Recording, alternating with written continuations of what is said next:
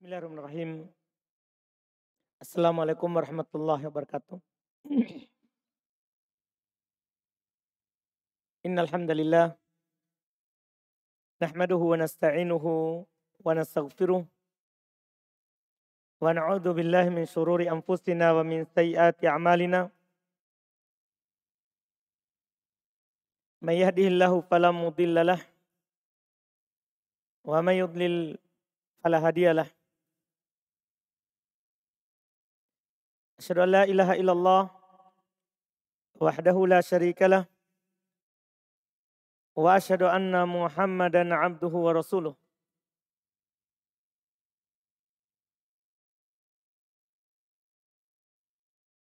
Sallallahu alaihi wa ala alihi wa ashabihi wa man tabi'ahum bi ihsan ila yaumiddin. Amma ba'd. Alhamdulillah kita melanjutkan pembahasan kitab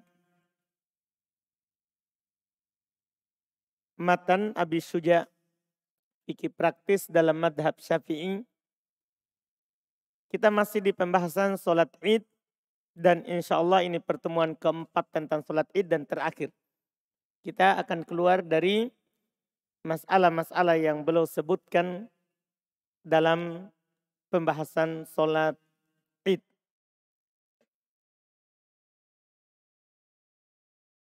Di pertemuan terakhir kita menyinggung pembahasan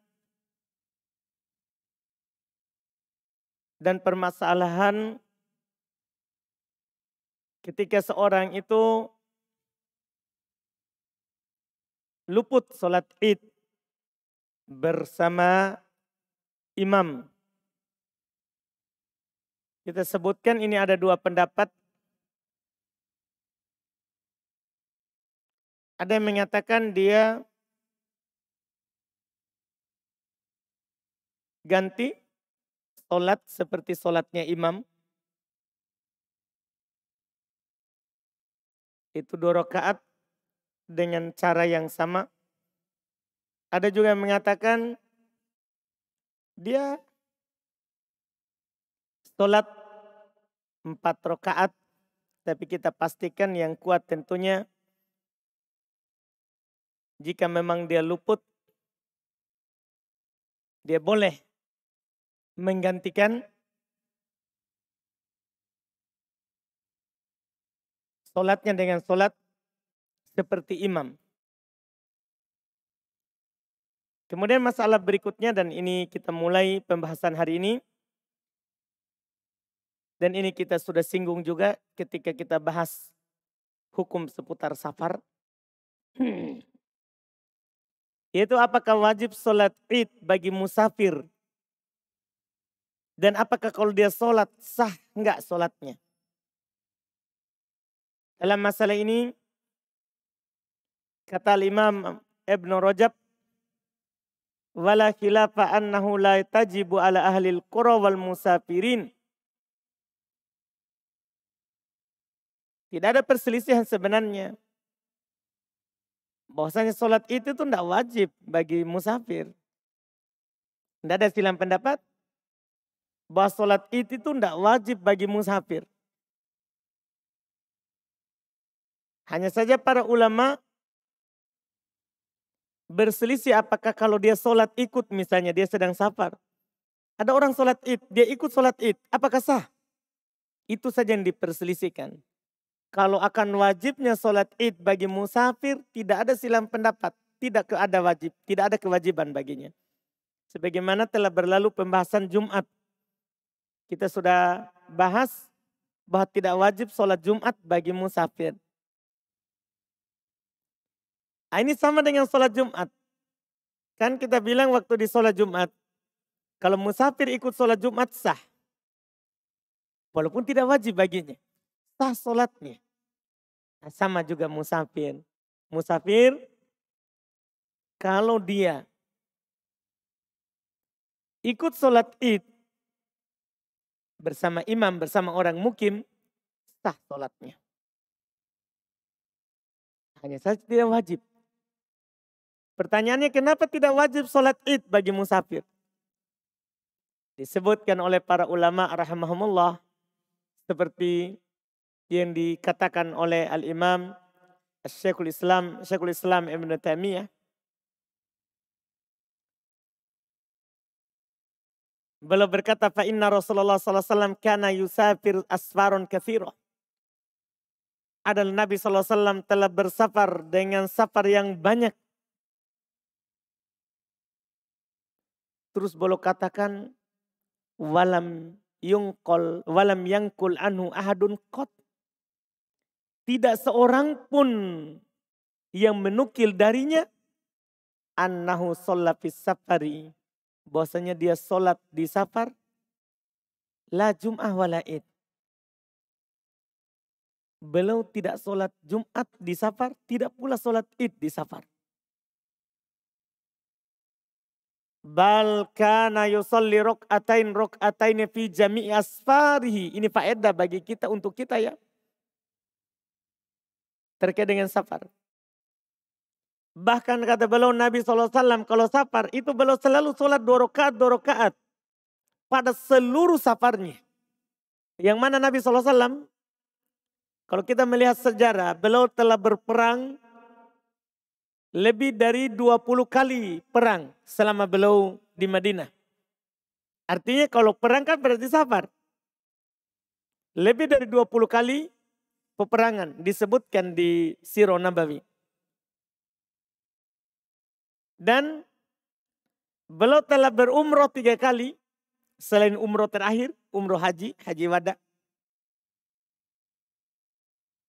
Dinukil bahwa Nabi SAW dalam safar perang, safar umroh, beliau tidak pernah sholat genap dalam safarnya. Selalu duhur 2, asar 2, maghrib 3, isya 2. Tidak pernah sholat genap sampai kembali ke Madinah. Ini dinukil. Iya. Dan tidak pernah sholat id ketika safar. Tidak pernah juga sholat Jumat ketika safar. Ini Nabi kita Muhammad SAW dinukil oleh Syekhul Islam Ibn Taimiyah. Tentunya penukilan ini setelah penelitian yang panjang dari beliau rahimahullahu ta'ala terkait dengan apa yang dinukil dari Nabi SAW. Tapi bersamaan dengan itu kita katakan seperti tadi, kalau ada yang sholat id sah.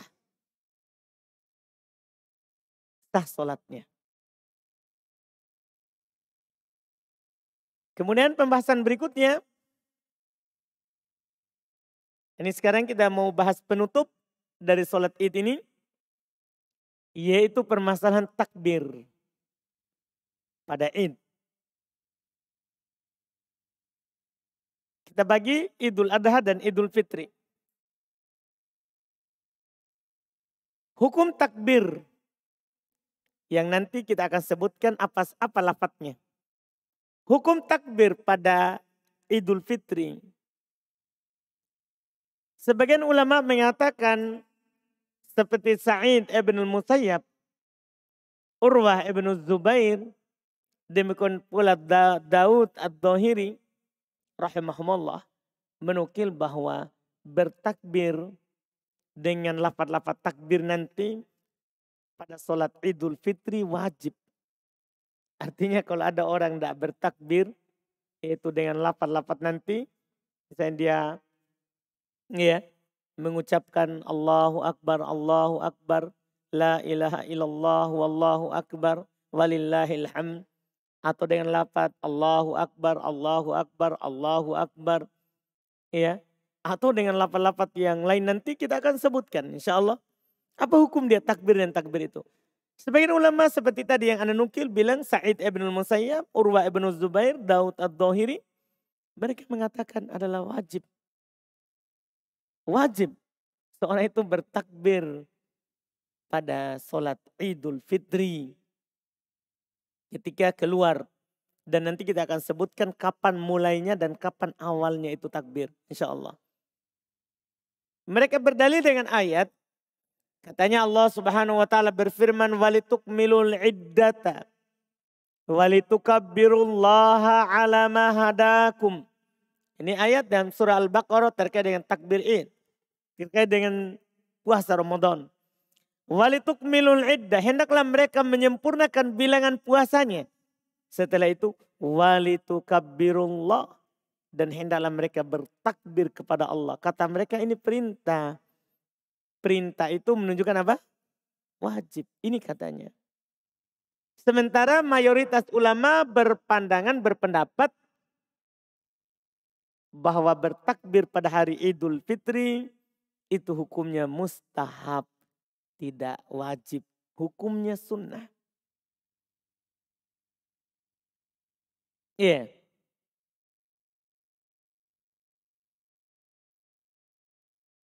Apa dalilnya? Sama, dalilnya ayat tadi. Yang disebutkan oleh mengatakan apa? Wajib. Ia mengatakan wajib. Hanya saja kenapa bilang tidak wajib? Malah keumuman ulama madhab berpandangan sunnah. Kata mereka, karena di dalam ayat tadi itu sebenarnya ada awalnya. Kalau kita langsung baca seperti tadi, walitukmilul iddata walitukabbirullaha ala mahadakum, ini memang terkesan wajib. Tapi coba kita baca ayat sebelumnya. Sebelum ayat itu. Allah katakan, yuridullahu bikumul yusra. Wala yuridu bikumul usra. Baru walitukmilul iddata walitukabbirullah. Lihat. Jadi kita tidak boleh potong. Kan ini satu ayat yang utuh. Allah menginginkan untuk kalian kemudahan. Allah tidak ingin menyusahkan kalian. Dan agar supaya kalian menyempurnakan bilangan puasa dan bertakbir kepada Allah. Ini yang diinginkan adalah kemudahan. Kata para ulama rahimahumullah ta'ala, ini Allah mengabarkan tentang keinginannya. Allah ingin kita bertakbir. Bukan perintah wajib bertakbir. Tapi Allah ingin kita bertakbir di hari itu. Ketika dibilang ingin, itu kan bukan hal yang diwajibkan. Tapi Allah inginkan itu. Allah anjurkan, Allah sunnahkan. Dan pendapat mayoritas tentunya itu yang benar. Itu yang sahih. Pendapat mayoritas ulama madhab. Iya. Kemudian berikutnya, kapan mulai takbir pada Idul Fitri? Disebutkan oleh mayoritas sahabat, tabi'in, dan orang-orang yang setelah mereka, bahwasannya takbir Idul Fitri itu dimulai dari subuh.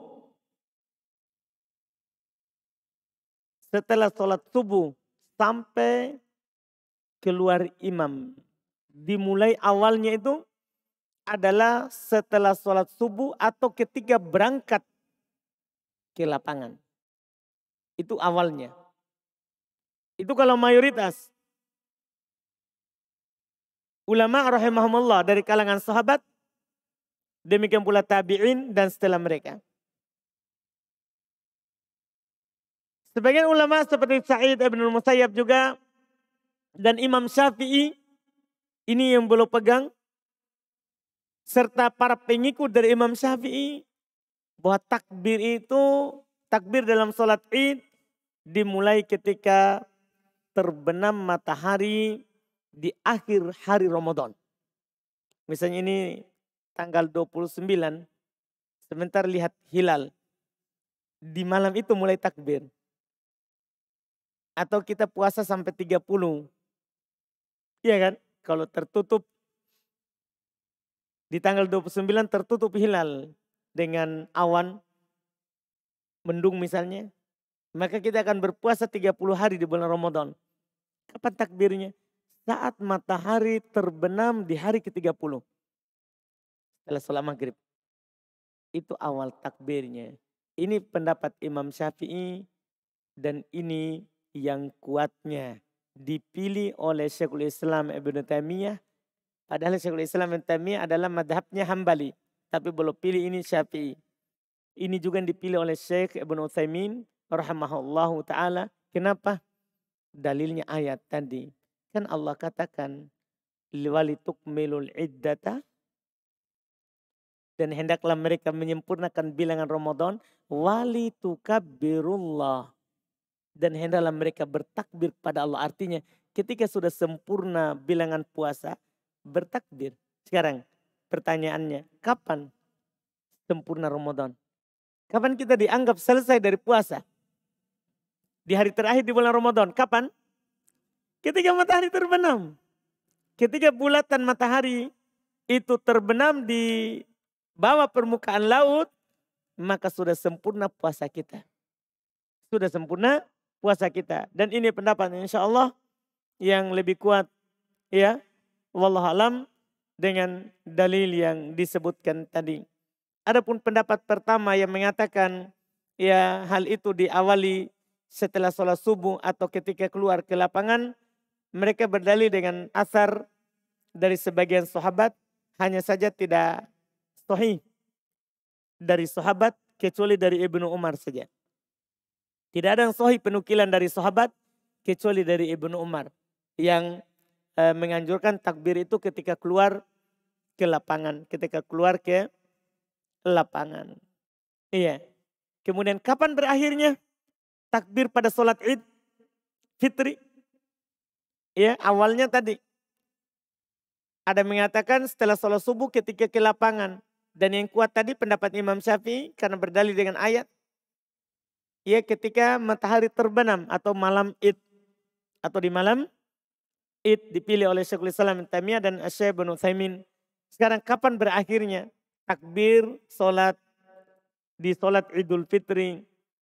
Kata Imam Nawawi rahimahullahu ta'ala, wa fi akhiri waktihi tariqan asahuha ala thalathati aqwal. Terkait dengan akhir waktu takbir di sholat Idul Fitri, maka ada dua cara. Yang paling sahihnya ada di atas tiga pendapat, tiga ucapan dari para ulama. Adharuha yang paling nampaknya, yukabbiruna ila ayyuhrimal imam bi sholatil Id. Mereka bertakbir sampai imam berihram. Maksudnya mengucapkan Allahu Akbar pada sholat Id. Jadi ketika imam sudah naik keluar, terus sholat Id, berakhir takbir pada sholat Idul Fitri. Berakhir takbir. Iya, itu ujungnya. Ada juga yang mengatakan ila ayyakrujal imam ila sholah. Ada yang mengatakan sampai imam keluar saja. Tidak sampai menunggu takbirnya. Ada juga yang mengatakan kata beliau wasalid ayyafrogo minha. Sampai imam selesai dari sholat. Walaupun ini kan tidak bisa kita takbir kalau imam lagi sholat. Iya kan? Iya. Maka yang paling ujungnya kata Imam Nawawi rahimahullah ketika imam Allahu Akbar untuk sholat Id. Paham kan? Dan untuk hati-hatinya adalah ketika imam sudah keluar dan mau sholat. Itu ujung dan waktu kita melakukan takbir pada sholat Idul Fitri. Pada sholat Idul Fitri.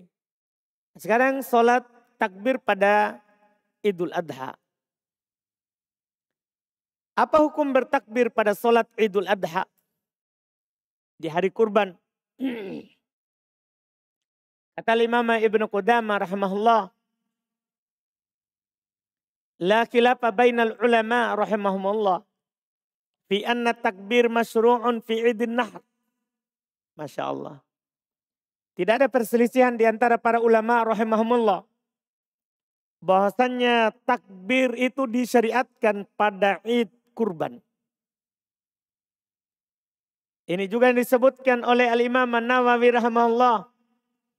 Beliau berkata wa amma takbir al-muqayyad fayusra'u fi Idul Adha bila khilaf. Li ijma'il ummah. Kata Imam Nawawi, adapun takbir yang terikat, yaitu takbir setelah sholat 5 waktu.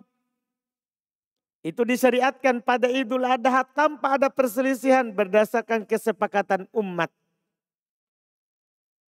Ini juga yang dikatakan oleh Syekhul Islam Ibnu Taimiyah. Beliau berkata wa amma takbir fa innahu masyru'un fi Idil Adha bil ittifaq. Adapun takbir maka sesungguhnya dia disyariatkan pada Idul Adha berdasarkan kesepakatan. Saya tambah lagi satu. Disebutkan oleh Al-Imam Ibn Rajab. Beliau berkata ittafaqal ulama ala annahu yusra'ut takbir akibas salawat fi hadil ayyam fil jumlah. Sepakat para ulama bahwasanya disyariatkan untuk bertakbir setiap setelah sholat di hari-hari itu secara umum. Maksudnya hari-hari nanti kita akan sebutkan. Hari-harinya itu hari apa? Kapan awalnya, kapan akhirnya. Sama dengan tadi pembahasannya. Kapan dimulai takbir pada Idul Adha? Dan kapan berakhirnya? Dan kapan berakhirnya?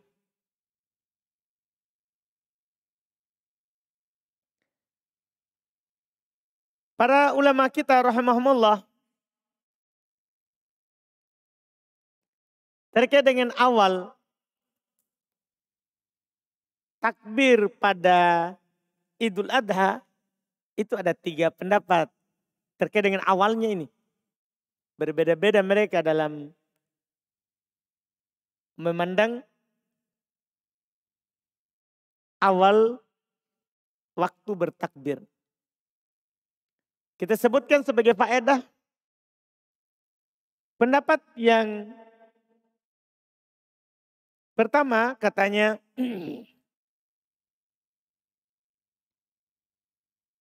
takbir itu dimulai dari sholat duhur di hari kurban. Dimulai di sholat duhur. Ini pendapat paling jauh nanti. Takbir itu mulai sholat duhur di hari kurban. Jadi kalau kita sholat id tadi pagi, kemudian sholat duhur siang, mulai di situ. Dan mereka katakan akhirnya sampai akhir hari tasyrik. Yaitu tanggal 13 Dzulhijjah. Itu akhirnya kata mereka. Ini pendapat adalah merupakan pendapat Umar ibn Abdul Aziz.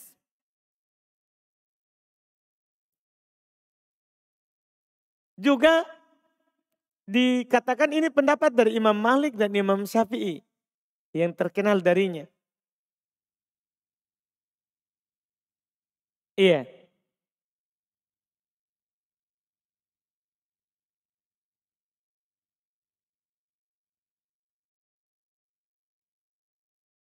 Ini yang mereka katakan. Ini pendapat pertama. Pendapat kedua, katanya mulai dari fajar hari Arafah. Mulai dari fajar hari Arafah. Tahu fajar hari Arafah ya? Tanggal 9 Dzulhijjah. Yang tidak haji puasa Arafah. Mulai dari sholat subuh. Setelah sholat subuh di tanggal 9 kita misalnya sahur tadi. Kemudian sholat subuh. Mulai di situ awalnya. Sampai asar hari kurban. Jadi hanya 2 hari.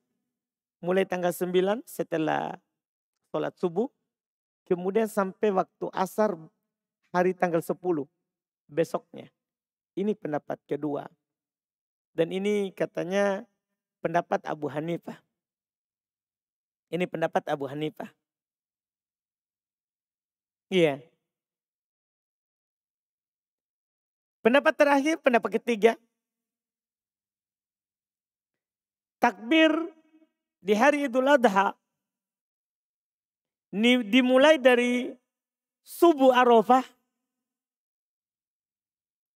Subuh Arafah berarti sama tadi dengan pendapat kedua. Dimulai dari subuh Arafah ila akhir ayamit tasyrik. Sampai akhir hari tasyrik. Berarti takbir itu 4 hari. Mulai dari subuh Arafah tanggal 9, kemudian tanggal 10, tanggal 11, tanggal 12, tanggal 13. Sampai akhir hari tasyrik, terbenamnya matahari di tanggal 13. Ini pendapat adalah pendapat mayoritas ulama rahimahumullahu ta'ala. Dari 3 pendapat ini, yang kuat adalah pendapat yang ketiga. adalah pendapat yang ketiga. Yang mengatakan dimulai dari Fajar Arafah sampai akhir hari tasyrik. Pendapat mayoritas ulama ini dikuatkan oleh Ibnu Taimiyah, Syekh Ibnu Utsaimin, bahkan ini diriwayatkan dari Ali bin Abi Thalib, ini juga diriwayatkan dari Abdullah ibn Abbasin radhiyallahu taala anhu. Ya, diriwayatkan dari sahabat Nabi SAW. Telah datang ucapan yang sahih dari Abdullah ibn Mas'ud radhiyallahu taala anhu. Iya. Kenapa bisa ini yang kita sahihkan? Kenapa ini dipilih oleh mayoritas? Mereka berdalil dengan hadis dalam riwayat Imam Muslim. Rasulullah SAW bersabda, ayyamut tasyrik, ayyamu aklin wa syurbin wa dzikrin lillah. Dalam riwayat, hari tasyrik itu hari-hari makan dan minum dan hari berzikir kepada Allah. Itu hari tasyriknya. Hari tasyriknya yang 3 hari. 11, 12, 13. Terus yang sebelumnya dalilnya apa? Ya, mereka berdalil dengan firman Allah Ta'ala, "Wadhkurullaha fi ayyamin ma'dudat." Berzikirlah kepada Allah Subhanahu wa taala di hari-hari yang tertentu, yang sudah ditentukan. Di dalam ayat yang lain dipakai oleh Abdullah bin Mas'ud, "Wadhkurusmallahi fi ayyamin ma'lumat." Mereka mengingat nama Allah Subhanahu wa taala di hari-hari yang dimaklumat, yang dimaklumi. Apa itu? Kata mereka, hiyal ashr. Inilah dibilang hari ke-10. Inilah disebutkan hari ke-10, berarti sudah ada hari tasyrik, kemudian hari ke-10. Kemudian hari ke-10. Demikian pula dimulai dengan hari Arafah, karena disitulah ya yang diawali di Fajar Arafah, juga dimasukkan oleh para ulama rahimahumullahu ta'ala sebagai ayyamin ma'lumat. Sebagai ayyamin ma'lumat. Ini yang dikuatkan insya Allah awal waktu dan akhir dari takbir ketika sholat Id. Sekarang iya, tinggal apa lafaz-lafaz yang disunnahkan untuk diucapkan ketika hari Id.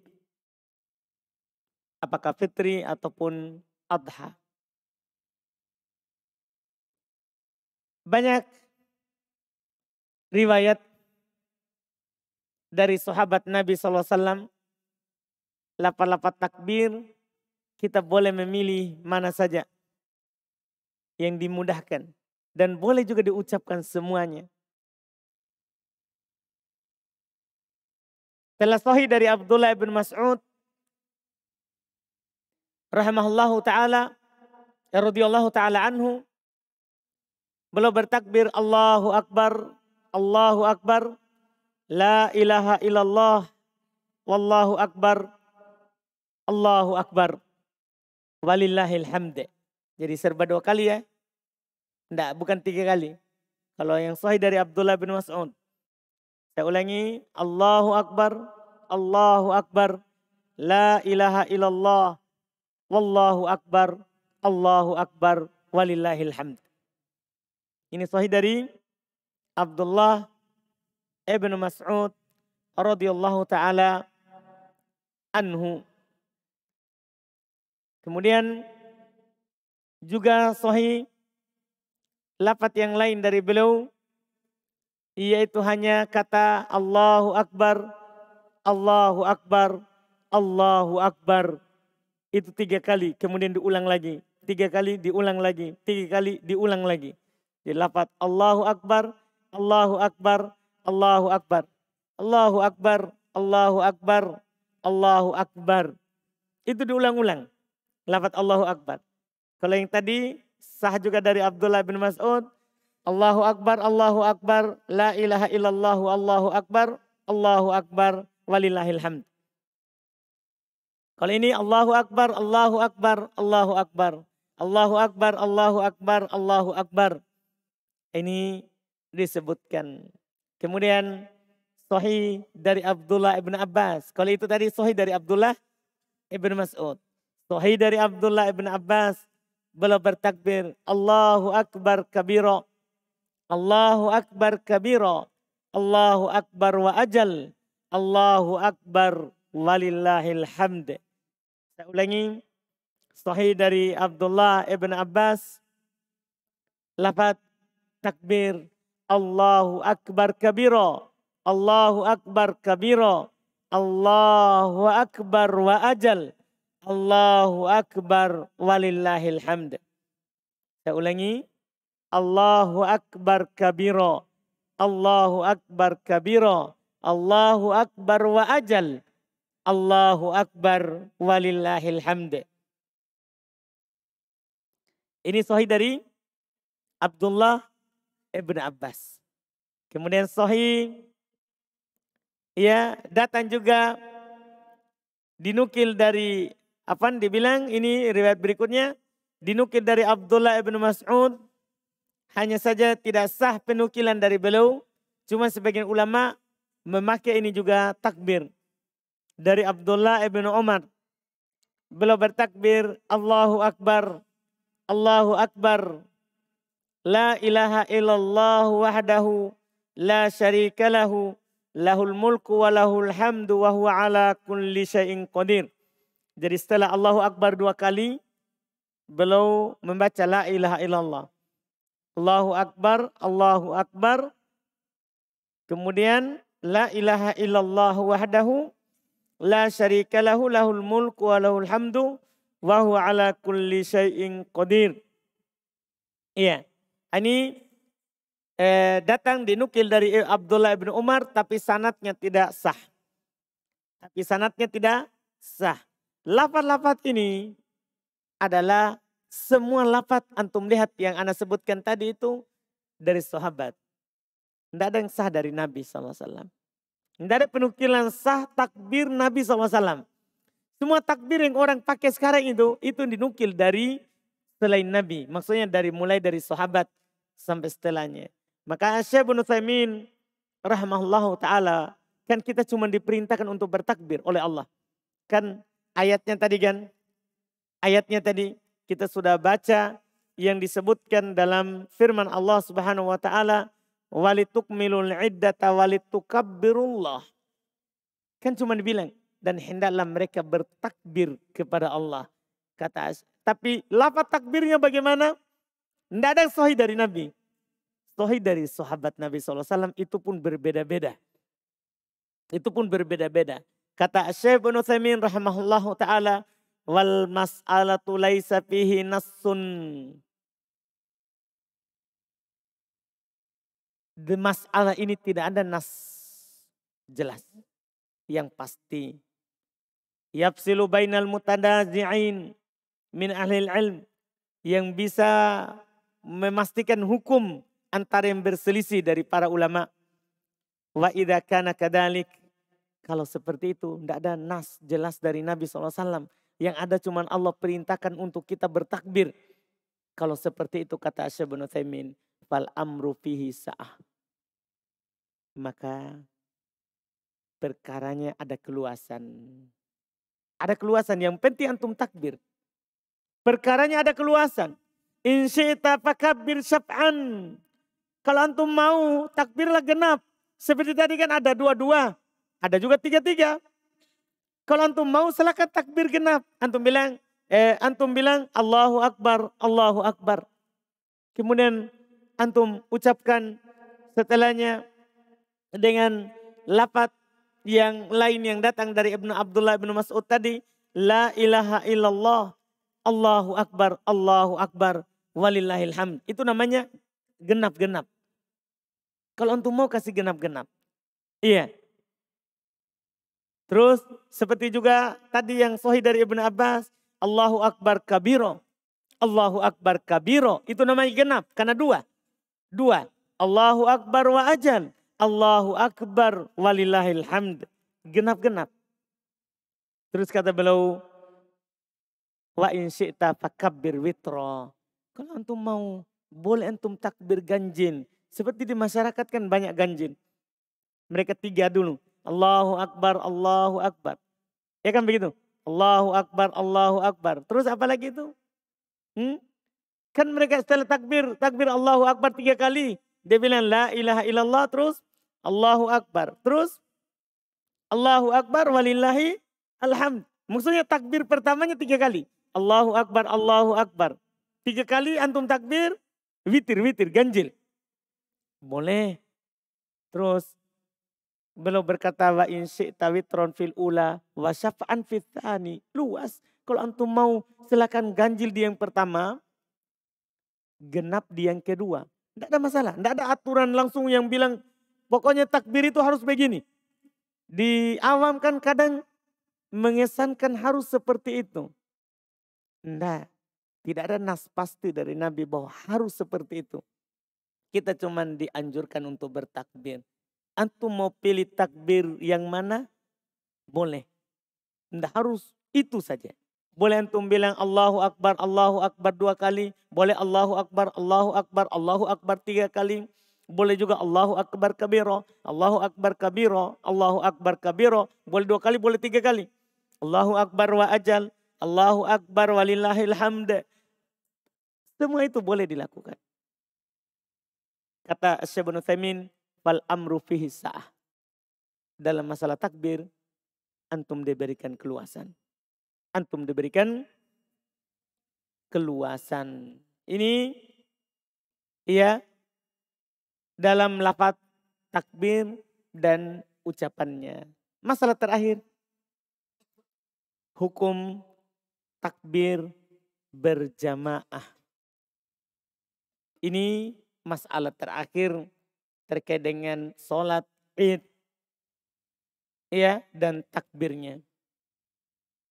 Dalam masalah ini kita nukil ucapannya Syekh bin Baz saja ya, terkait dengan takbir berjamaah di sholat id atau malam id atau setelah id bagi Idul Adha.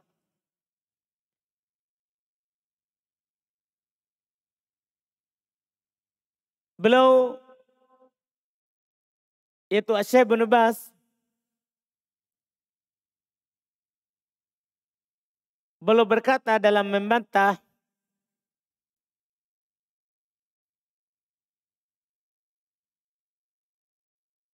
ada salah seorang yang mengatakan yang bernama Ahmad bin Muhammad Jamal yang mengatakan ya akan boleh takbir berjamaah. Beliau berkata wa takbir al-jama'i muhdats bahwa bid'ah. Takbir berjamaah itu perkara baru, maka dia adalah bid'ah. Wa amalun nas idza khalafa asy-syar'ul mutahhar wajaba man'uhu wa inkaruhu.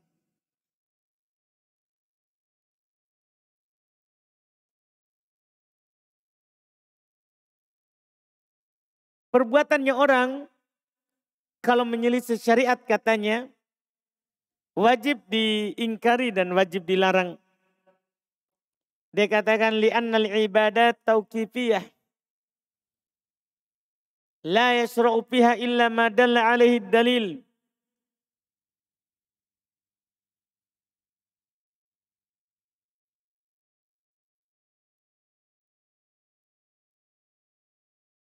Karena ibadah itu tauqifiyah. Artinya wajib kita berhenti di atas dalil. Tidak disyariatkan padanya kecuali apa yang ditunjukkan oleh dalil kitab dan sunnah. Tidak disyariatkan padanya kecuali apa yang ditunjukkan oleh dalil kitab dan sunnah. Am aqwalun nas wa ara'uhum fala hujjata fiha. Beliau ingatkan, dan ini sebenarnya menjadi kaidah di semua masalah, bukan hanya di takbir berjamaah, tapi di zikir berjamaah, doa berjamaah, semuanya berlaku ini ucapan yang beliau nasihatkan ini. Li'annal ibadah tauqifiyah. Ibadah itu kita wajib berhenti berdiri di atas dalil. Tidak disyariatkan padanya kecuali apa yang ditunjukkan oleh kitab, Al-Quran, dan sunnah. Adapun ucapan manusia dan pendapat mereka, itu bukan hujah. Idza khalafatil adillatu syar'iyyah, apabila menyelisih dalil syar'i.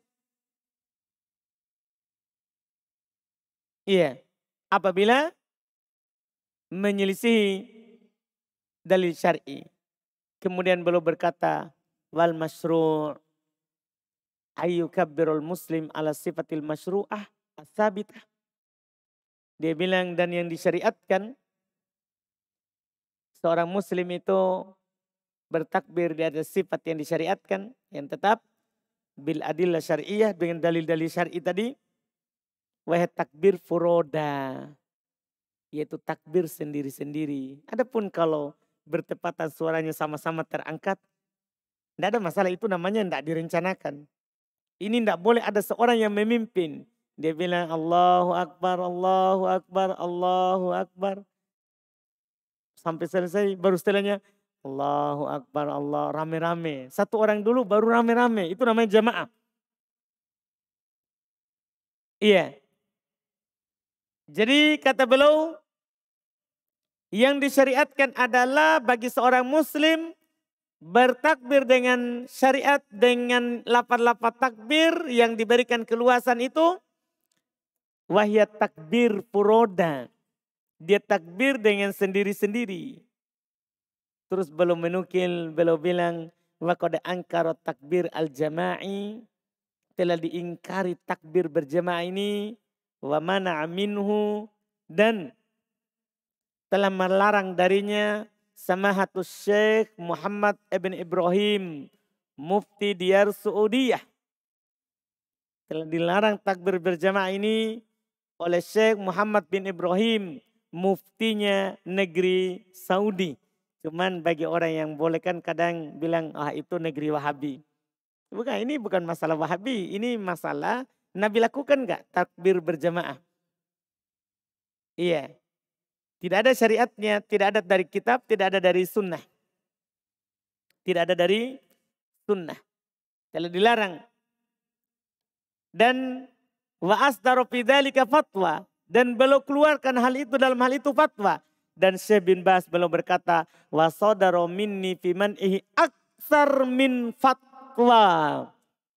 Dan telah keluar dari saya akan tidak bolehnya takbir berjamaah lebih dari satu fatwa. Artinya banyak fatwa yang beliau keluarkan bahwa ini adalah tidak boleh seorang melakukannya. Tidak boleh seorang melakukannya. Iya. Dan ini apa yang beliau katakan ini tentunya adalah yang benar. Karena takbir itu adalah ibadah. Namanya ibadah harus ada dalilnya kalau mau dilakukan. Kita dianjurkan untuk bertakbir oleh Allah. Dan Nabi contohkan dalam hal itu para sahabat juga setelahnya tidak ada dinukil bahwa Nabi memimpin para sahabat untuk takbir berjamaah. Tidak dinukil juga dari Abu Bakar belum berid setelah Nabi untuk takbir berjamaah, tidak pula Umar, tidak pula Utsman, tidak pula Ali. Tidak ada dari penukilan dari sahabat mereka bertakbir berjamaah ketika bertakbir di sholat Id Adha atau Id Fitri. Ini selesai alhamdulillah masalah Id, dan nanti berarti kita akan masuk di pembahasan sholat gerhana insyaallah di pertemuan yang akan datang. Kita cukupkan pembahasan, kita azan dulu.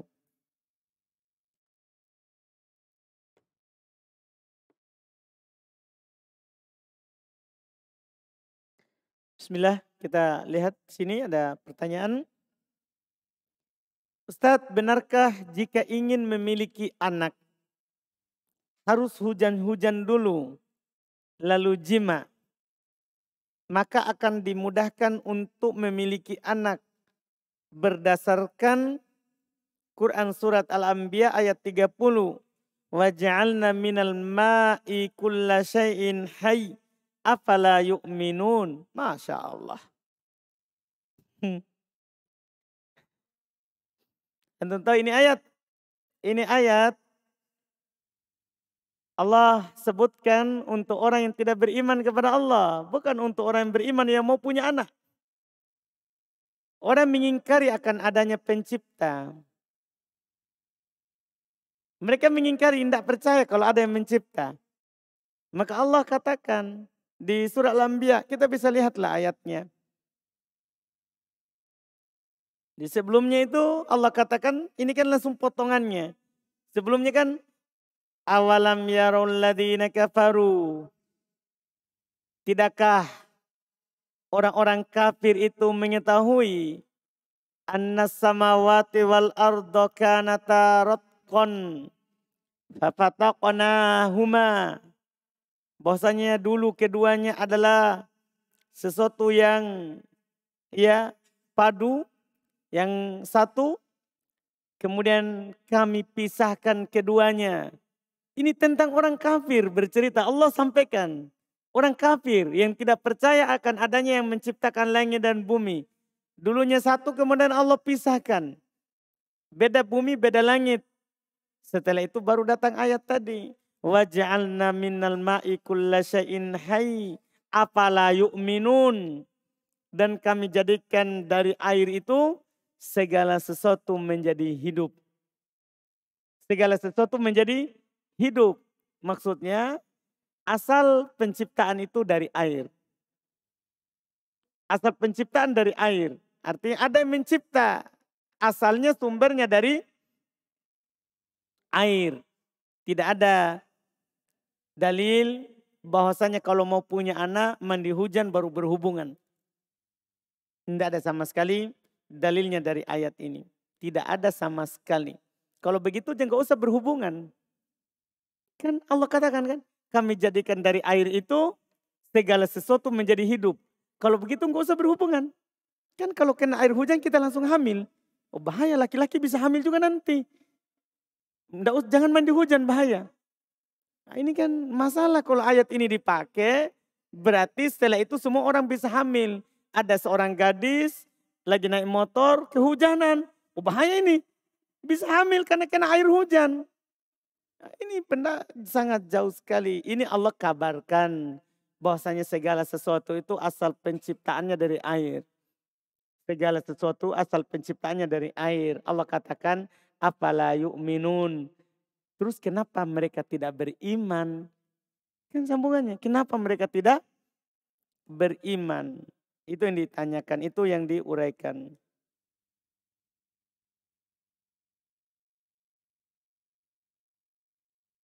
Bagaimana hukum mengucapkan alhamdulillah ketika ada atau ditimpa ujian dari Allah?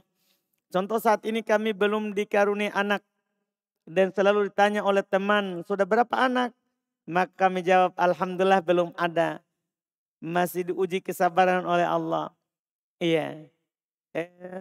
Terkait dengan ucapan itu bagus. Nabi kan SAW kata Aisyah, kalau belum ditimpa oleh nikmat, belum bilang alhamdulillah binikmatihi tatimmus sholihat. Tapi kalau ditimpa oleh selain itu bukan nikmat, maka belum berkata alhamdulillah ala kulli hal. Ya, kalau kita ucapkan ini sebenarnya lebih bagus daripada alhamdulillah belum ada. Kita ucapkan alhamdulillah ala kulli hal. Itu contoh yang bagus. Walaupun kalau kita bilang alhamdulillah sudah bagus, tapi kalau kita lengkapi alhamdulillah ala kulli hal belum ada, baru kita tambahkan dengan ucapan kita. Iya. Doakan kami Ustadz dan seluruh kaum muslimin agar dimudahkan memiliki anak. Semoga dimudahkan. Semoga dimudahkan. Al-Hasan Al-Basri pernah ditanya oleh seorang lelaki, dia keluhkan katanya dia belum punya anak. Apa yang harus dia lakukan? Lihat pejaban Al-Hasan Al-Basri, dia tidak bilang mandi hujan. Ya, jadi dia bertanya, orang seorang lelaki datang bertanya, ya, bahwa dia belum punya anak. Apa harus saya amalkan? Al-Hasan Basri ulama besar. Menjadi rujukan umat di masanya. Dia bilang, kamu beristighfar. Ini bisa kita lakukan juga kalau kita sulit punya anak. Kamu bisa beristighfar. Dan ini ucapan beliau ini bukan ucapan kosong, kan memang ada dalilnya. Beliau sebutkan ayat Allah Subhanahu wa taala berfirman, "Qultu astaghfiru rabbakum innahu kana ghaffara." Itu perkataan Nuh itu.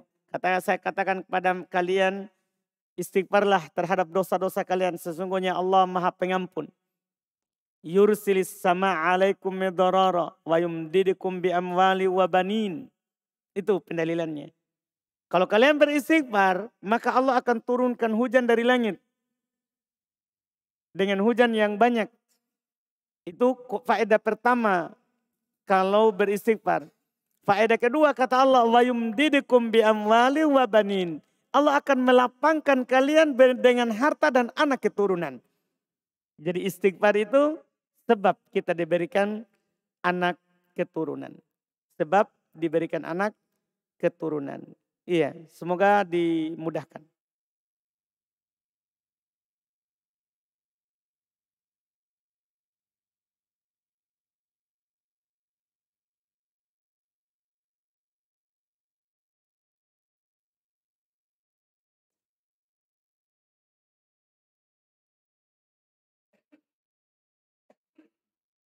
Kemudian di sini dalam takbir zawaid, itu takbir tambahan. 7 kali di rakaat pertama, 5 kali di rakaat kedua. Apakah disyariatkan mengucapkan takbir saja atau dibarengi dengan mengangkat tangan? Iya. Disebutkan bahwa tidak ada penukilan dari Nabi belum mengangkat tangan.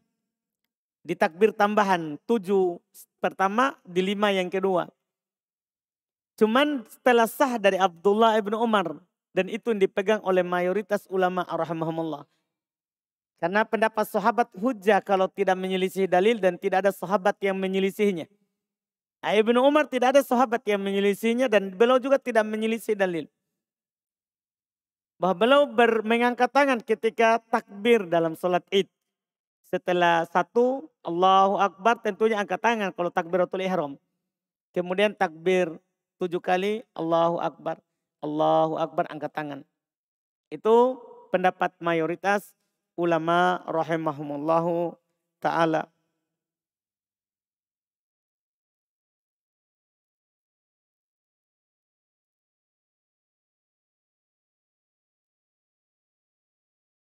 Rasulullah SAW bersabda dalam hadits qudsi, Allah berfirman, Ana inda dhanni abdi bi.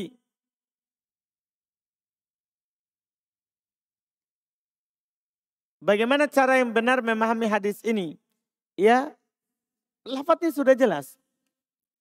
Bahwa Allah itu tergantung sangkaan kita. Kalau kita bersangka baik, maka baik. Kalau kita bersangka buruk, maka buruk. Ini anjuran dari Allah bahwa kita ini di dalam kehidupan ini harus selalu bersangka baik. Apapun yang terjadi. Dapat nikmat, alhamdulillah. Dapat musibah, baik juga, alhamdulillah. Karena musibah juga baik untuk kita. Memang pahit, mungkin dirasa, tapi itu baik buahnya. Baik hasilnya. Jadi itu yang kita harus tanamkan. Kita harus selalu bersangka baik kepada Allah, tidak boleh berkeluh kesah. Atau seperti contoh yang disebut oleh Nabi SAW, ada orang yang sudah berdoa banyak, tapi belum dikabulkan. Dia bilang, da'autullah walam yastajib li. Saya sudah berdoa kepada Allah tapi belum dikabulkan. Itu termasuk bersangka buruk. Tidak boleh. Kita disuruh berdoa saja dan pasti Allah kabulkan. Ya, hanya saja cara pengkabulannya itu modelnya ada 3. Kadang dikasih apa yang kita minta, kadang dipalingkan dari perkara yang lebih berbahaya, kadang juga disimpan untuk kita untuk di akhirat. Untuk di akhirat nanti baru dikasih. Nanti baru dikasih. Makanya bersangka baik itu kita hanya berdoa saja, kita bersangka baik kan pasti Allah kabulkan.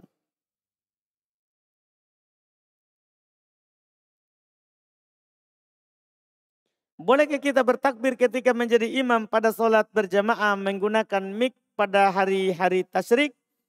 Kalau itu akan mengganggu yang lain, iya. Maka masing-masing takbir biasa. Dan kalau memang ya dia mau menampakkan syiar takbir, boleh. Tapi dengan syarat bukan karena mau memimpin jamaah. Dia takbir terus, bukan dia takbir baru nanti berhenti. Tunggu orang bertakbir setelahnya. Tunggu orang enggak. Dia bertakbir terus pakai mic itu. Orang ikut ataupun tidak. Orang ikut ataupun tidak, wallahu alam.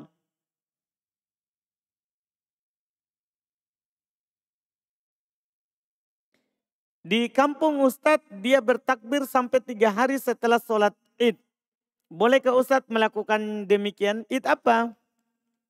Kalau Idul Adha kan boleh.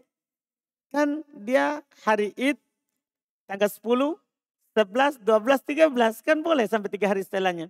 Kalau Idul Fitri enggak boleh. Kalau Idul Fitri enggak boleh. Kan dia hanya hari malam id paling cepat. Malam id sampai imam keluar. Sampai imam keluar.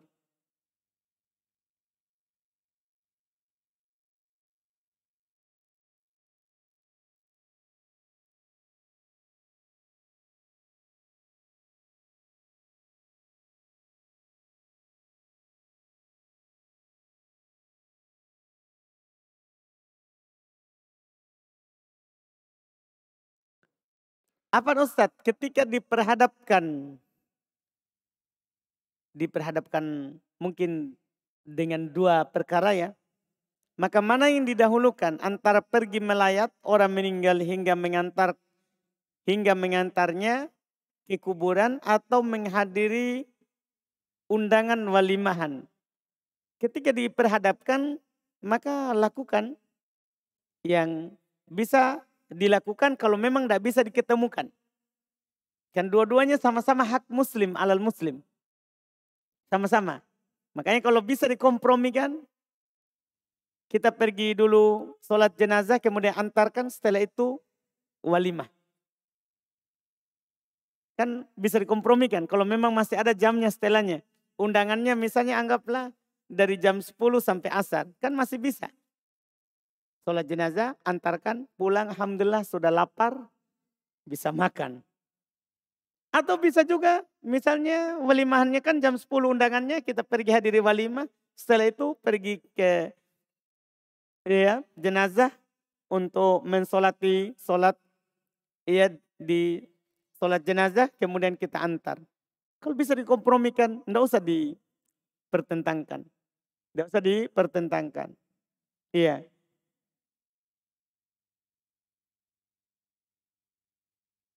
Apa hukum seorang imam sholat mengeraskan suara ketika berzikir sehabis sholat fardu? Tidak ada masalah kalau dia keraskan. Sebagian yang dikeraskan oleh Nabi SAW. Seperti Nabi keraskan takbirnya. Kalau belum sholat, setelah sholat belum. Kadang keraskan takbirnya. Allahu Akbar, Allahu Akbar, Allahu Akbar. Dia keraskan sebagiannya dan dia jaharkan sebagiannya. Dia kecilkan sebagiannya. Karena tidak dinukil dari Nabi SAW, belum jaharkan, belum keraskan semua dikirnya setelah sholat 5 waktu. Apa hukum mencium kening jenazah saat melayat sebagai bentuk penghormatan kepada mayat? Ya, hukum menciumnya boleh. Abu Bakar mencium Rasulullah ketika meninggal. Ya, boleh menciumnya.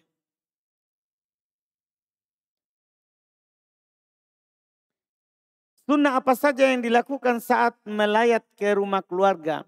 Ya, kita mendoakan yang meninggal, menasehati yang ditinggal, supaya mereka bersabar dan tidak berkata kecuali yang baik saja. Itu kan dilakukan oleh Nabi SAW. Kalau kita datang pada saat dia baru meninggal dan matanya masih terbuka, sunnah kita tutupkan matanya. Sunnah kita tutupkan matanya. Baru dan mendoakannya. Kalau sudah, maka kita datang mendoakannya dan menasihati keluarga untuk bersabar dan tidak berucap kecuali yang baik. Itu kan dilakukan oleh Nabi SAW. Wallahualam.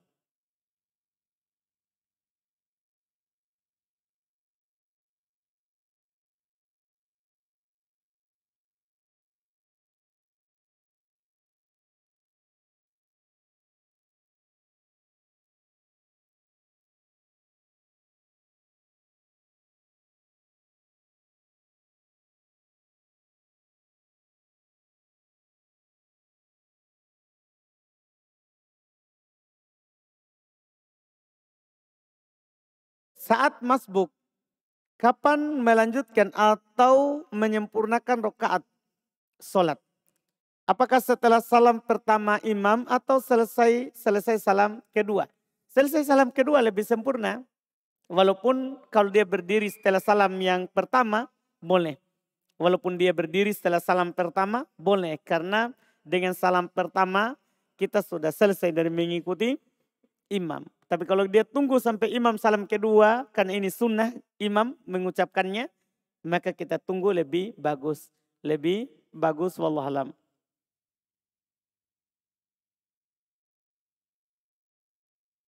Apakah ada sunnah membaca surat Al-Kafirun dan Al-Ikhlas pada sholat 2 rakaat sebelum subuh? Iya, sunnah hal tersebut. Nabi SAW membaca surat Al-Kafirun setelah Al-Fatihah di rakaat pertama, Al-Ikhlas setelah Al-Fatihah di rakaat kedua. Di rakaat kedua pada sholat subuh. Apakah merupakan sunnah membaca surat Al-Kafirun pada sholat maghrib? Ya, wallahualam. Nanti bisa dilihat bacaan-bacaan Nabi SAW pada sholat. Secara umum, bahwa Nabi SAW di sholat maghrib beliau kebanyakan membaca Qisar Al-Mufassal. Karena Nabi kalau sholat 5 waktu, beliau tidak baca surah-surah panjang. Beliau itu membaca kalau sholat 5 waktu ini beda sholat sunnah. Kalau sholat 5 waktu, kebanyakan bacaan Nabi SAW di surat-surat Al-Mufassal. Surah Mufassal itu mulai dari Qaf sampai An-Nas. Itu namanya surah Mufassal karena banyak pemisahnya. Bismillahnya, Bismillahirrahmanirrahim. Ada juga yang memasukkan surah Al-Hujurat. Jadi atas pendapat itu berarti dari Al-Hujurat sampai kan Hujurat Qaf. Dari Al-Hujurat sampai An-Nas. Itu kebanyakan bacaan Nabi di sholat 5 waktu. Kemudian surah Mufassal itu terbagi 3. Ada Tiwal Al-Mufassal, ada Ausat Al-Mufassal, ada Qisar Al-Mufassal. Ada yang panjang, ada tengah, dan ada pendek. Ada pendek. Panjang itu dari Qaf atau tadi dari Al-Hujurat sampai Al-Mursalat. Yaitu akhir juz 29. Itu dianggap panjang. Iya. Kemudian Nabi SAW, kemudian ausatnya, pertengahannya dari An-Naba sampai Ad-Duha. Pertengahannya, tidak panjang, tidak pendek. Dari An-Naba sampai Ad-Duha. Kemudian kisornya, surah-surah paling pendeknya adalah dari Alam Nasrah, Al-Insyirah, sampai An-Nas. Sekarang Nabi di sholat maghrib kebanyakannya di Qisar Al-Mufassal. Kalau sholat maghrib, beliau sering membaca Qisar Al-Mufassal. Kalau di sholat maghrib. Qisar maksudnya mulai dari Alam Nasrah sampai An-Nas. Itu kebanyakan bacaan Nabi SAW di sholat maghrib. Di sholat maghrib. Imam harus tahu ini yang supaya dia imam di atas sunnah. Bukan sekedar murojaah hafalan. Bukan sekedar murojaah hafalan. Karena bagus itu kalau imam sesuai dengan yang Nabi baca. Itu indah. Dapat pahala imam, dapat pahala ikut sunnah. Dapat pahala ikut sunnah. Nabi SAW di sholat subuh rata-rata membaca tiwal al-mufassal. Yang panjang-panjang, yaitu mulai dari Al-Hujurat sampai tadi Al-Mursalat. Kalau di subuh. Kalau di sholat subuh. Sementara duhur asar, beliau sering membaca Ausat Al-Mufassal. Yang pertengahannya. Di sholat duhur. Kadang imam-imam di masjid sekarang kita lihat karena mereka kadang hanya hafal Quran, tidak punya fikih. Tidak punya fikih. Bahkan seharusnya kan dia wajib mempelajari fikih imam. Seharusnya kalau dia menjadi imam. Tapi banyak orang hanya sekedar dia hafid, dia gelar dirinya ini al-hafid, imam. Rata-rata sholat 5 waktu dia baca surah-surah panjang. Bahkan dia merojah hafalannya. Dari Al-Baqarah, jadi dalam setahun itu sampai dapat Ramadan, itu dia urut dari Al-Baqarah, dari setelah Ramadan, Al-Baqarah naik terus, itu yang dia baca. Itu yang dia baca, itu karena kebodohan. Nabi tidak baca surat Al-Baqarah, iya, lengkap kecuali sholat sunnah. Kecuali sholat sunnah. Iya, itu jarang Nabi menyelisihi. Itu pun kalau belum menyelisihi, itu pun masih terputar di sholat 5 waktu itu di mufassal. Di mufassal. Misalnya kadang Nabi baca di sholat maghrib, At-Tur. Surat At-Tur itu kan tiwal. Tapi belum, terkadang belum baca. Adapun yang rutinnya, yang biasanya, itu enggak seperti itu. Ini yang seharusnya ditahu oleh orang-orang yang menjadi imam.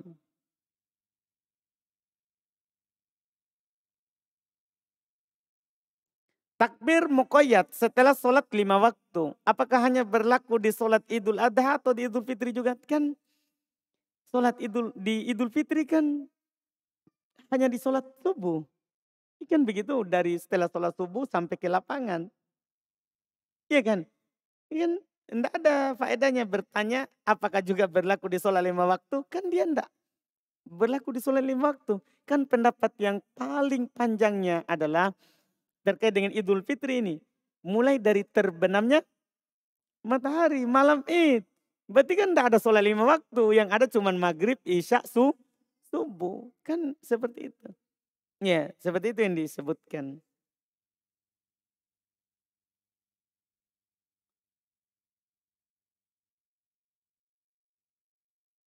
Mana yang lebih utama antara berbakti kepada kedua orang tua atau menuntut ilmu? Kalau orang tua minta kita untuk berbakti kepadanya, menjaganya, dan membantunya, maka utama kita ke orang tua. Kita utama berbakti kepada orang tua. Tapi kalau orang tua suruh, utama kita belajar. Karena belajar juga kalau orang tua suruh termasuk berbakti kepada orang tua. Termasuk berbakti kepada orang tua.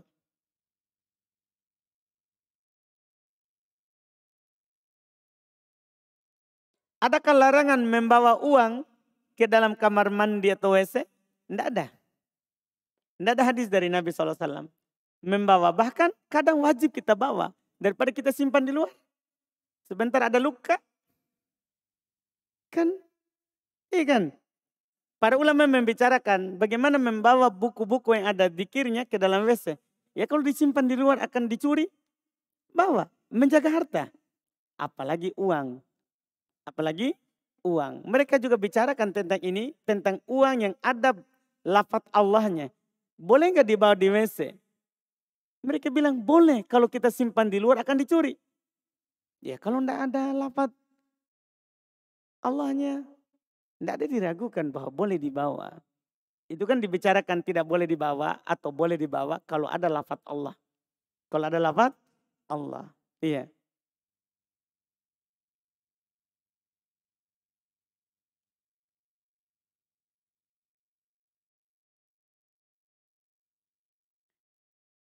Apa hukum memakai pirang selain warna hitam? Apakah haram atau makruh? Boleh, tidak haram, tidak makruh.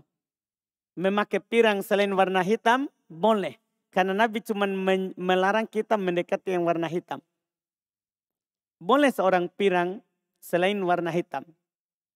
Coklat, biru, kuning, merah, boleh. Iya, boleh dia pirang. Yang penting jangan yang warna hitam. Jangan yang warna hitam.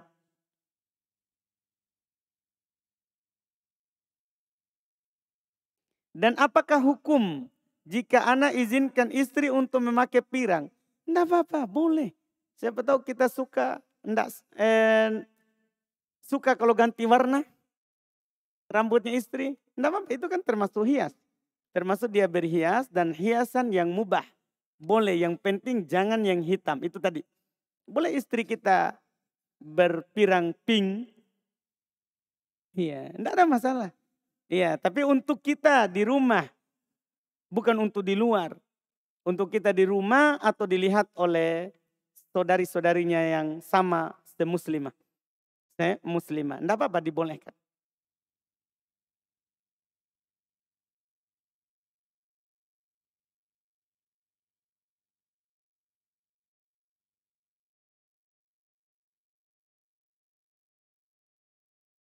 Sudah benarkah susunan kalimat ini? Hiya ukhti tilka ustad. Ya ukhti tilka ustad. Ini bahasa Indo yang di Arab kan ini? Iya. Iya. Karena masalahnya hiya ukhti tilkal ustad. Apa yang kita maukan artinya nih? Karena ukhti pakai ya, terus tilkal ustad. Siapa yang punya pertanyaan? Nah apa kan kalau salah dibenarkan. Siapa tahu kita salah tulis. Siapa?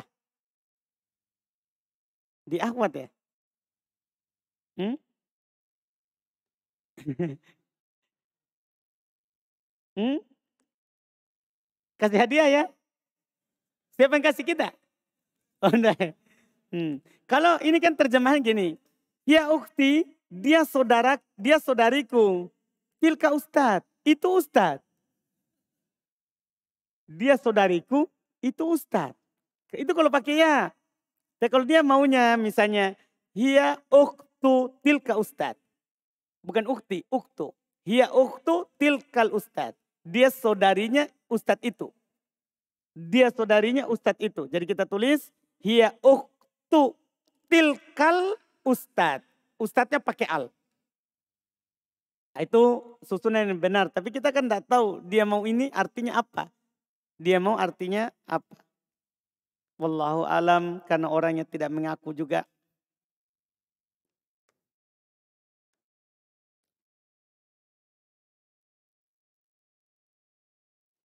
Rokok itu haram.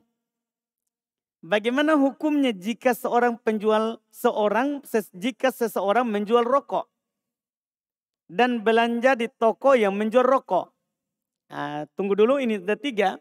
Rokok itu haram, betul? Mungkin sudah kita dengar jawaban sebelumnya. Bagaimana hukumnya jika seorang menjual rokok? Haram juga. Innallaha idza harrama syai'an harrama thamanah. Allah itu kalau mengharamkan sesuatu, haram harganya. Haram harganya. Orang Yahudi dilaknat oleh Allah. Kenapa? Allah haramkan lemaknya. Tapi akhirnya mereka cairkan, baru mereka jual minyaknya. Itu orang Yahudi dilaknat. Karena seperti itu. Dia hila, tipu daya, menipu Allah. Ya Allah itu kalau haramkan sesuatu, haram harganya. Jadi kalau kita bilang rokok haram dan itu memang iya disepakati oleh ulama rokok itu haram, maka harga rokok juga haram. Terus sini mungkin pertanyaannya bagaimana hukum belanja di toko yang menjual rokok? Kita belanja apa? Rokok atau yang lain? Apa yang kita beli? Kalau beli rokok haram. Tapi kalau beli yang lain, tapi kebetulan toko itu juga penjual rokok, yang kita beli barang mubah, tidak ada masalah. Tidak ada masalah. Karena jualan lain tidak haram karena dia menjual rokok. Jualan lain tidak haram karena dia menjual rokok. Wallahu alam.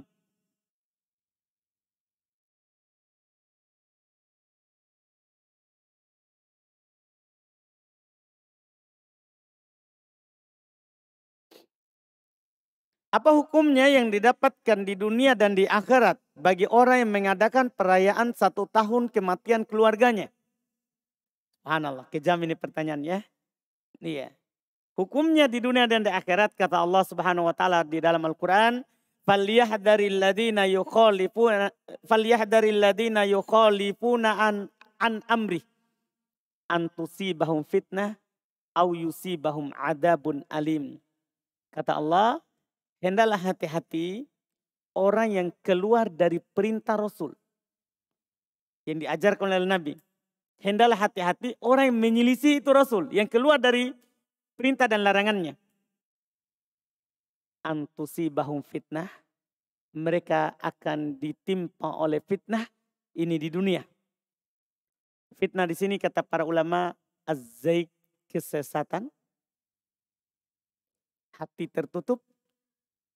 Di akhirat au yusibahum adabun alim, atau ditimpa oleh siksaan yang menyakitkan. Ini bagi setiap orang menyelisih Rasul. Setiap orang menyelisih Rasul. Iya, itu yang disebutkan di antara ayatnya.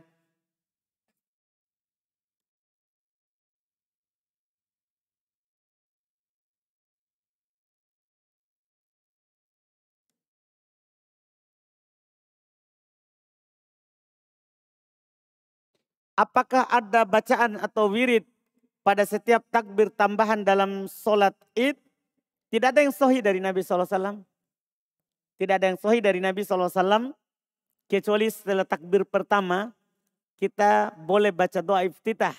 Karena di sholat 5 waktu, setelah takbiratul ihram, kita baca doa iftitah. Adapun selain takbir pertama, tidak ada sahih dari Nabi SAW. Kecuali hanya takbir saja, wallahu alam.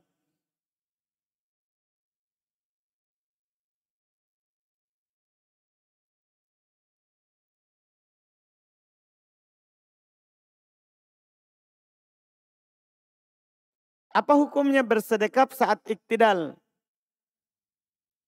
Beristighfar atau bertakbir setelah salam dalam sholat.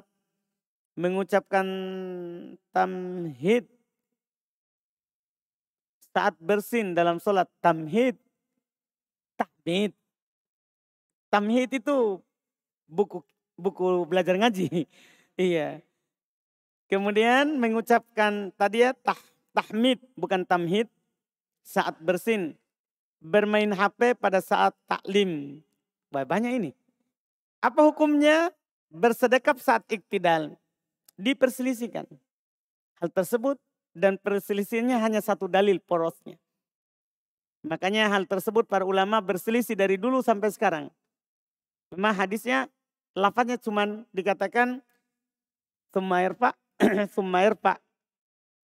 Ya, kemudian dia bangkit dari rukunya hatta ya'uda kulla faqarin makanah. Sampai setiap persendian itu kembali ke tempatnya. Ini hadis dipakai berdalil oleh orang kembali setiap persendian ke tempatnya, katanya ya ke bawah. Ada juga mengatakan ya kembali seperti sebelum ruku, yaitu bersedekah. Bersedekah. Dalam hal ini memang diperselisihkan dari dulu apakah kembali bersedekah atau kembali diturunkan. Ada mengatakan kembali diturunkan karena kalau kita bersedekah berarti belum kembali persendiannya. Ada mengatakan enggak, kembali maksudnya kembali sebelum keadaan sebelum ruku. Pakai satu dalil hal tersebut. Wallahualam mana yang kuatnya. Beristighfar apa hukumnya? Berarti beristighfar atau bertakbir setelah salam dalam sholat. Sunnah hukumnya. Sunnah hukumnya kita beristighfar. Karena dinukil dari Nabi SAW beliau beristighfar 3 kali. Kemudian baru membaca Allahumma antas salam wa minkas salam tabarakta ya dzal jalali wal ikram. Sunnah. Demikian pula bertakbir. Sahih dari Abdullah ibn Abbas bahwa beliau mengetahui bahwa Nabi selesai sholat dengan suara takbir. Kemudian apa hukumnya mengucapkan tahmid saat bersin dalam sholat? Kalau dalam sholat tidak boleh. Tidak boleh mengucapkan alhamdulillah ketika kita bersin. Ya, ketika kita bersin. Apa hukum bermain HP saat taklim? Hukumnya rugi. Ya, rugi. Iya, orang datang taklim mau dapat faedah, ya main HP, ya rugi. Rugi, tidak dapat ilmu. Tidak dapat ilmu. Nah, itu bisa dianggap berpaling dari ilmu. Bisa dianggap berpaling dari ilmu. Dan berpaling dari ilmu itu, siapa yang berpaling darinya, Allah akan berpaling juga darinya. Allah akan berpaling juga darinya.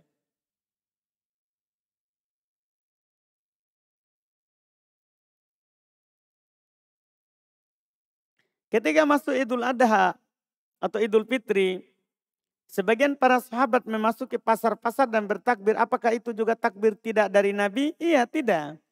Cuman mereka takbir mutlak. Kan dalilnya cuman ayat itu tadi. Bertakbirlah kepada Allah. Jadi mereka masuk di pasar-pasar, mereka takbir juga. Karena takbir dalam itu tuh ada dua. Ada takbir mutlak, tidak terikat dengan waktu. Ada takbir muqayyad, terikat dengan waktu. Setelah sholat 5 waktu. Setelah sholat 5 waktu. Dan apakah hal tersebut disyariatkan? Iya. Ketika sahabat yang melakukan itu disyariatkan. Kenapa? Karena mereka yang menemani Nabi. Yang mereka lakukan itu bisa saja dari Nabi SAW.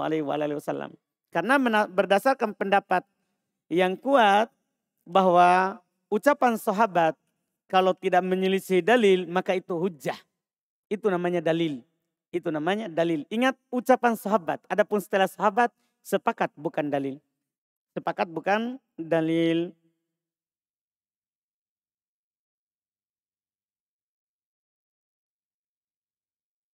Satu lagi kita jawab. Sini masih banyak pertanyaan kalau kita ikuti ini akan lama sekali.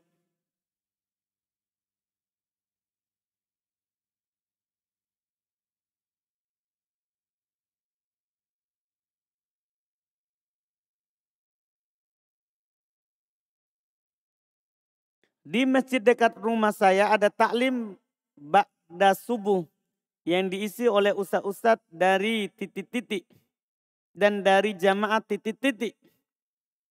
Apakah boleh saya keluar dari masjid untuk tidak mendengar mereka? Boleh, tidak ada larangan. Tidak ada larangan, apalagi yang disampaikan adalah kesesatan. Wajib kita keluar. Wajib kita keluar. Iya, hal tersebut. Wallahu a'lam. Alhamdulillah kita cukupkan apa yang kita ambil di malam hari ini. Subhanakallahumma hamdik. Asyhadu an la ilaha illa anta astaghfiruka wa atubu ilaik. Assalamualaikum warahmatullahi wabarakatuh.